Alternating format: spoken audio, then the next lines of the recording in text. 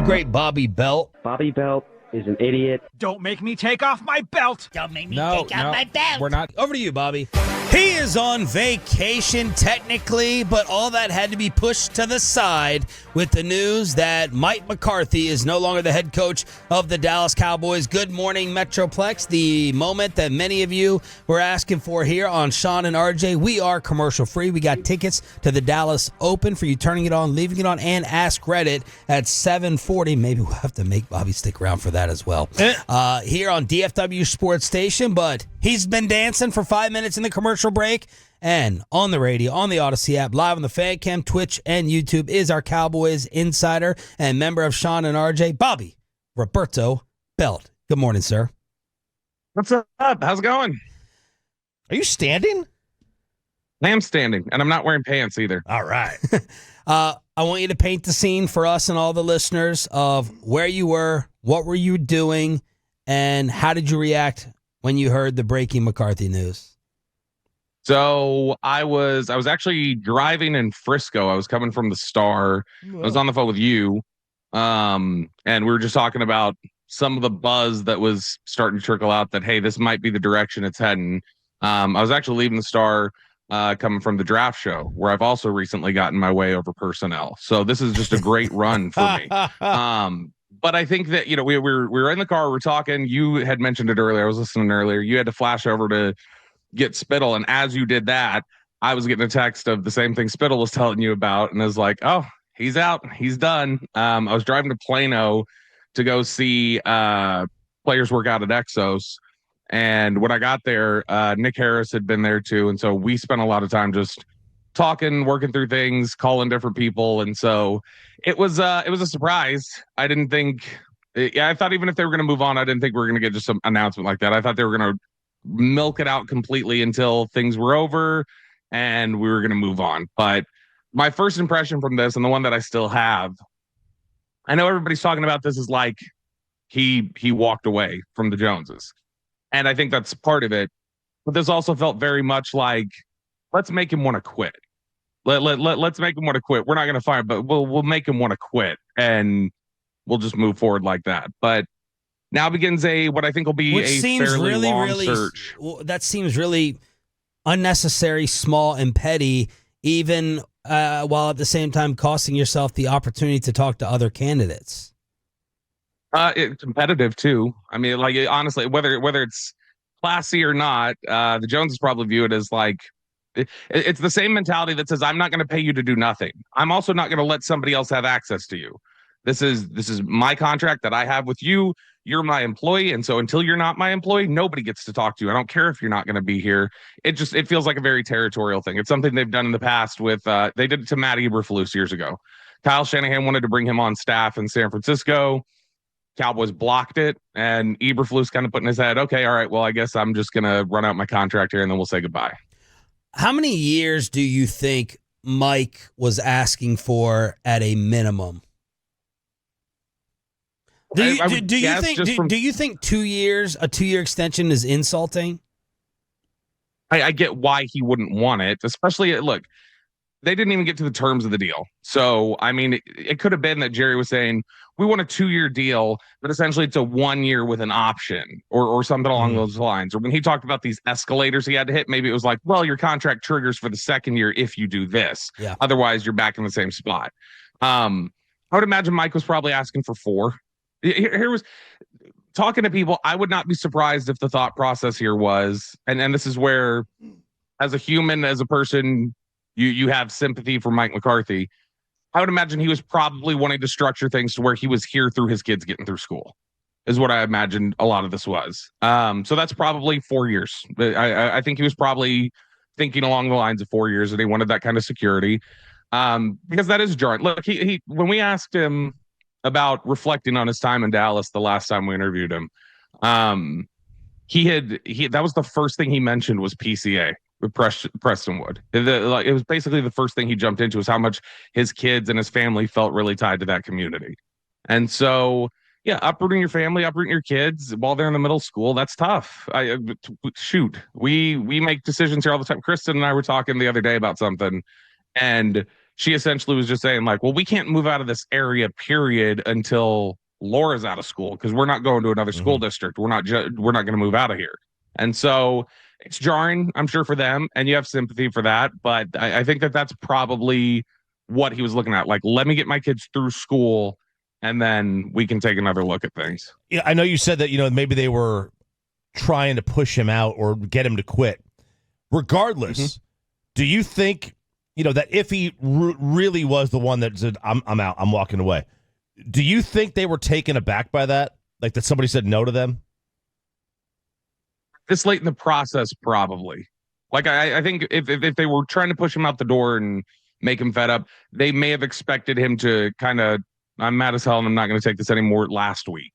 Once you let this process go on longer and more jobs go off the board, and New England goes off the board, or these coaching searches get deeper, the Jets interview their 40th person or whatever the hell they're doing. Like, the further you get along in that process, the further behind you are. And they may have felt like, okay, why didn't you tell us to, jump in a lake last week? Why would it be now? But overall, I mean, I think they got ultimately what they want. I think they talked last week.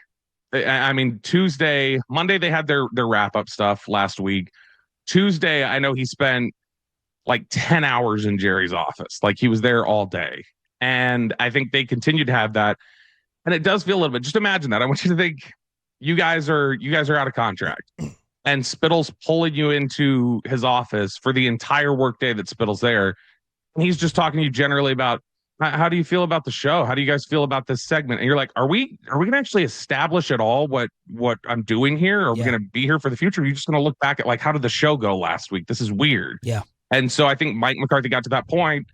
And as much as it was, I'm fed up, I think it was also, oh, okay, I see. I see what this is. All right, we're not going to come to an agreement here. Cowboys insider Bobby Bell joining us here on Shan and RJ 105.3 The Fan. Did the Cowboys butcher this from a timing standpoint in terms of missing out on other interview opportunities? No, I don't think so. Not based on who they probably want to talk to. So if they want to talk to Jason Witten, if they want to talk to Deion Sanders, if they want to talk to Kellen Moore, if they want to talk to John Gruden, they're really not beholden to any of this. Kellen Moore kind of, but Kellen Moore's in the middle of a playoff run. And so to them, they probably think there's no huge rush there. They're going to wait through, see what happens with Kellen, but they know Kellen, and they've got some relationship repair to do there from how he departed. And I think that they feel like a lot of the candidates that they want to target, they don't need permission to interview. And that's probably why Jerry said to Alec and Corey in his last interview, he said, look, the candidate pool really doesn't affect my decision on this one. It has relevance usually, not on this one, because I think he knew generally who he was going to narrow it down to. So Vrabel, Belichick, I shouldn't be bitter that they did not, set themselves up earlier to talk to them. Right. So I don't know if Belichick was going to happen here the more you talk to people. So Belichick couldn't. I heard you guys earlier talking about why didn't you back channel things with Bill? Seth Wickersham talked about this a little bit, and I had asked around on it. So the lawsuit involving Brian Flores that Belichick and the Patriot group is kind of tied to, that makes it really difficult for them legally, outside of just league rules.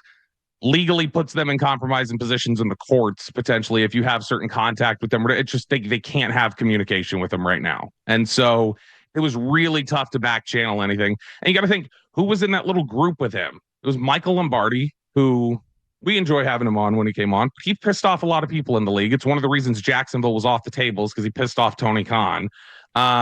Matt Patricia, who had been driven out of the league. Josh McDaniels driven out of the league. It's guys who don't have a lot of relationships right now and have burned a lot of bridges. Yeah. And so it was probably tough to back channel some of that. Am I surprised that maybe Belichick didn't say, hey, Schefter, can you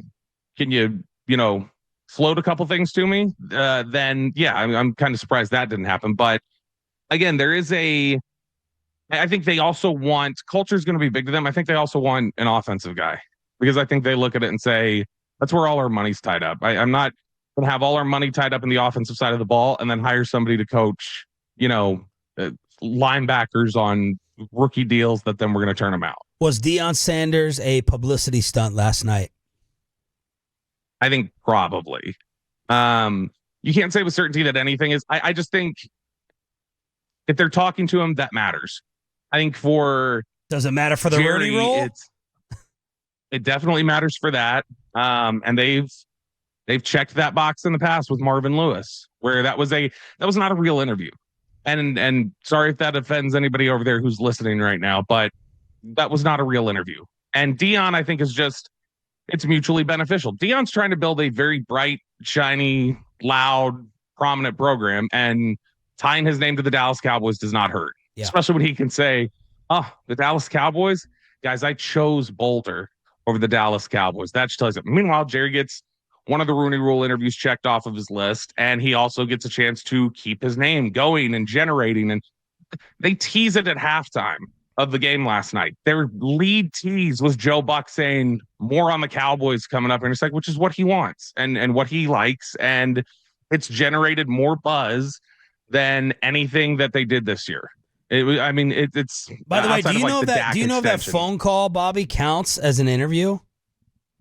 I don't believe so. You can reach out, but I don't think that counts as an interview or one of the ones that you've taken. You would have to set up something official, because I think that involves notification with the league too, of just like, hey, this is something that we did. We made sure that we followed this rule and we're good. Bobby, if they go down the Witten rabbit hole, how is that received around the league? Better than Jeff Saturday. But I mean, why? Josh McCown Why would it be better than Saturday?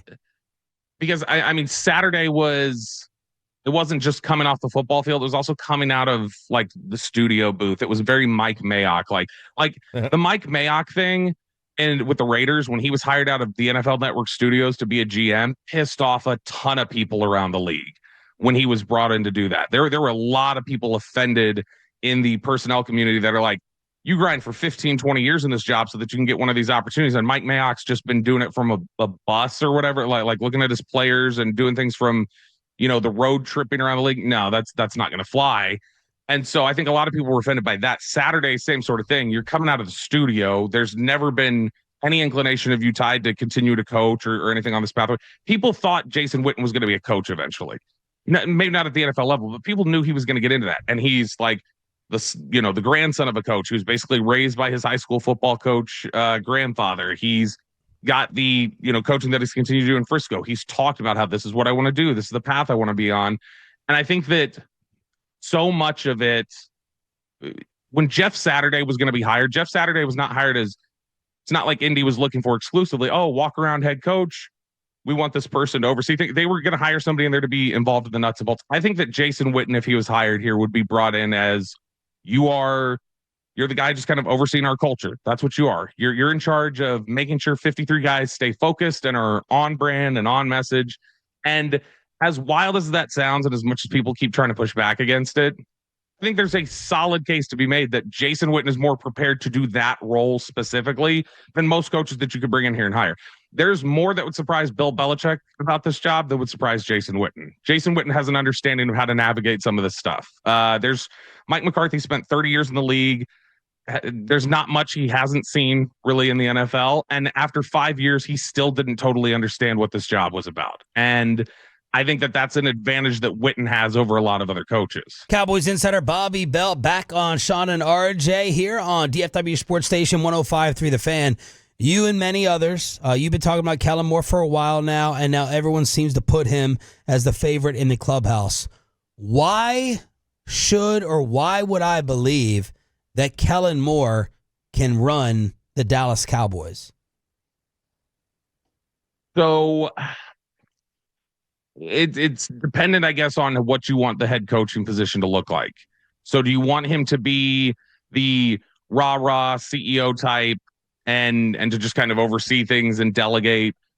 He may not be. That may not be the guy. If you want him to be a little bit more involved in the offense and getting Dak back to a certain comfort level and being involved with the offense the same way that Mike McCarthy was, then there's a better argument to be made of he knows the coach. I got a pretty good idea, I think, of what kind of coaching staff it would look like around here if Kellen Moore came on. And I think there's a lot of familiarity for a lot of players. There's a lot of familiarity for coaching staff and their interactions with each other. And so to me, I look at it and I just say that I think that Kellen would be more involved in the offense, more directly involved with Dak. And then you're probably bringing in some sort of strong personality DC like Eberflus or somebody like that, again, who has familiarity, and you kind of just divide up the sides of the ball. Okay, Kellen, you're the head coach, but you're kind of the head coach of the offense, and then Eberflus is kind of the head coach of the defense, and we just focus on building a culture more centered around player leadership and the guy we paid $160 million to or whatever. Do you believe that Kellen Moore fixes the issues you had with Mike McCarthy? I think Kellen Moore's just a better offensive coach than Mike McCarthy. I don't think it's particularly close. But you and I talk about a lot of the same things that we agree on. The details, the toughness, the discipline. Are those things getting addressed with Kellen? Details were better. If you go look at some of the offensive procedural penalties and stuff like that, the details were better under Kellen when he was kind of in control of the offense. If you want to talk about toughness, Philly's tough, but Philly's also built a different way in the trenches already, and they do different things. So I don't know if that's a real world application. Were they finesse under Kellen? Yeah, they were. And so that's something where I don't know if they're a tough football team. They're a grinded out football team. There's a lot of people who will tell you Kellen wanted to run the football here more frequently. He just didn't feel like they had the resources to do it. That if he has the resources to do it, he wants to play a tougher brand of football and to make it complement the pass game a little bit more. He seems clearly comfortable doing it in Philadelphia right now. And so I think that in large part, he is a finesse football coach with a finesse football style. And so maybe you're not getting a toughness thing, but you're the greatest show on turf, the Rams in '99, not that they would be that, but the Rams in '99 were not a tough football team necessarily. They weren't a physical football team on offense. They ran past you. A lot of offenses that have had success over the years run past you. The Chiefs have had years where they're that way. So I think as long as you're putting up points consistently and your defense has that toughness, I think you're just looking at a different kind of discussion and a different makeup of your overall football team. Is he going to run that Garrett, Coryell, Linehan, just run some curl routes out there kind of offense? So I think Garrett, he's definitely more single back Linehan thought process typically. When Kellen and Dak were together, whenever they were on the field together, that 2019 to 2022, there was no better offense in the NFL from scoring. They put up more points than Kansas City did during those stretches. Now, there were times, obviously, where Dak went out, long stretch in 2020. But if you just take, all right, give me the 2019 season, the first 5 weeks of 2020, give me 21, 22, and you combine those years up, during those stretches where Dak was actively playing with Kellen Moore, nobody scored more points than Dallas. And so they've shown that they know how to work together. They went back to a lot of those concepts last year. I did listen at 7:00. I did hear whoever called in and said, "No, that's not the case at all." Well, it's great. Show me the evidence of that, because that's not what happened. In fact, Thursday when I'm back, I don't know when you want to do this, Sean, but we'll get into timeline of everything. So we'll get into McCarthy's awful relationship with Dak for most of his time here in Dallas. We'll get into Mike being the driving force pushing Amari Cooper out and how much that upset players here in the locker room. We'll get into his paranoia about Dan Quinn being on staff for 3 years. But I look at it and I say that the success they've had on offense and what they're able to do, I trust Dak, Kellen, potentially Doug Nussmeier coming in here if that's the case. I trust the three of them working together. And those are guys that Dak's really comfortable with and feels like he's in sync with. Bobby Belt right here on the D&M Leasing Hotline, commercial-free expressway on 105.3 The Fan. All right, let's talk about other candidates, Bob. Who else you think could be in play, who you're quickly eliminated, and who else you think should be considered?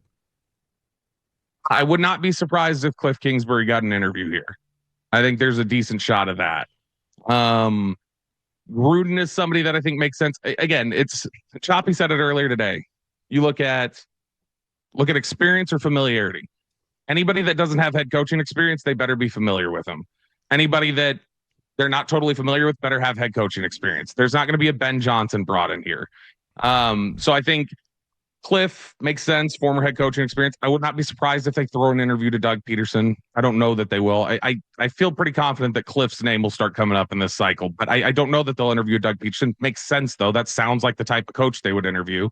Gruden, I think, could get an interview here. Gruden is the game Gruden is playing behind the scenes a little bit with teams around the league is interesting when you talk to people, that he's definitely a name that's being tossed around, and I think people around the league still think highly of, and still think offensive coach, Super Bowl winner, culture guy. Like, and I know a lot of people would mock and laugh at the whole culture thing, given what happened with the emails.